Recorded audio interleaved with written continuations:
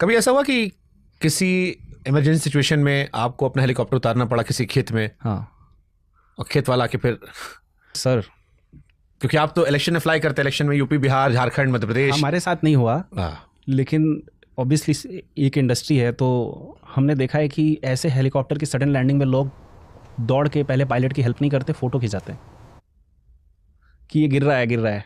ये मतलब कई बार क्या इमरजेंसी लैंडिंग करनी पड़ जाती है। अभी एक फेमस किस्सा हुआ था बिहार में, आपको पता होगा। क्या हुआ था? तो यूपी के एक नेताजी का जहाज उधर उतरा था, बृजभूषण शरण सिंह जी का। अरे भगवा वाला। हाँ, आपने देखा हो। हाँ, फोटो खिंचाई लोगों ने, वहाँ जाके फोटो लिए लोगों ने। बृजभूषण साथ फोटो तो बनती भी है। जहाज के साथ फोटो ली सर। अच्छा, बृजभूषण साथ फोटो नहीं ली थी? उनके साथ भी ली होगी, पर जहाज के साथ फोटो ली। हाँ, तो गांव का आदमी कहाँ जहाज देखा भाई, ऊपर से भगवा जहाज। हाँ, लेकिन सर अगर कोई किसी का जहाज ऐसी सिचुएशन में वहाँ उतरा है, आप उसके मन की पैनिक स्टेज को समझिए। आप पायलट के बारे में सोचिए। अरे आम आदमी यहाँ मरा पड़ा रहता है, लोग कहते हैं देखिए जी चोट लग गया है, बीमार है, इस देश की सरकार बहुत गलत कर रही है। आप बहुत बड़ी बात कह रहे हैं भैया।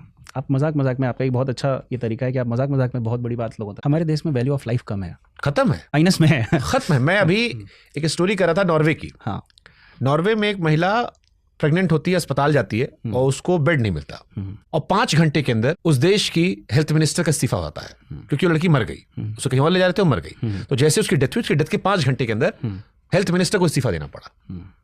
हमारे हिंदुस्तान में मध्य प्रदेश की खबर है, बच्चा पैदा हुआ तो चूहा खा गए। और उससे सर जानते क्या है, नॉर्वे में जो महिला मरी थी जिसकी वजह से वहां के हेल्थ मिनिस्टर को इस्तीफा देना पड़ा, नॉर्वे की महिला नहीं थी, वो इंडियन महिला थी।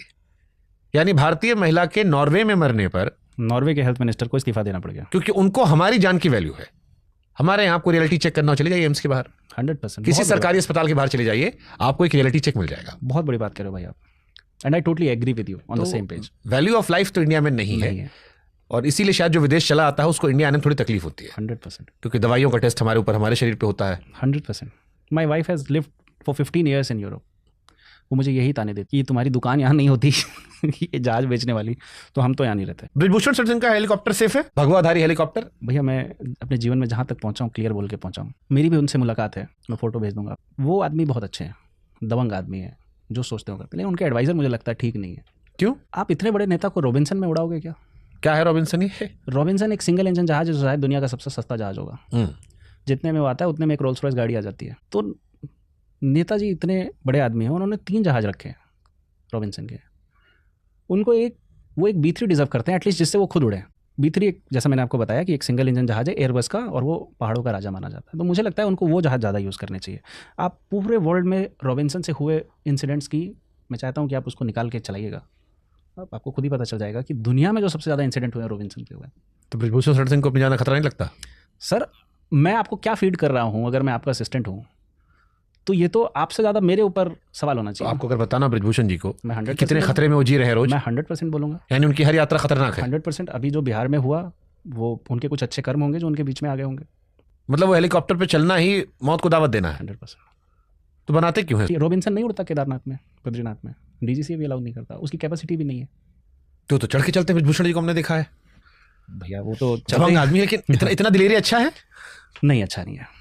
उन्होंने अपने जीवन में और तरीके से अपने आप को प्रूफ किया है कि वो बहुत दिलेर आदमी है। ये सब जगह पे नहीं प्रूफ करना चाहिए, क्योंकि मशीन पे आपका बस नहीं है, इंसानों पे चल सकता है।